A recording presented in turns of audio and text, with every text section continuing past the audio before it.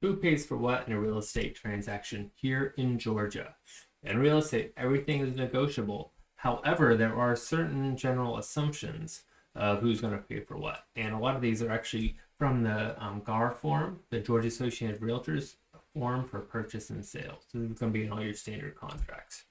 All right.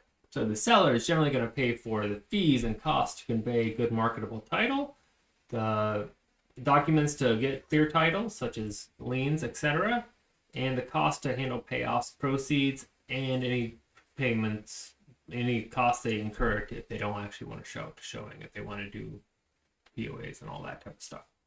What does the buyer pay for? The buyer is going to pay for the Georgia property transfer tax, all the title search and tax records and deed preparation, etc., and all other costs relating to the transaction.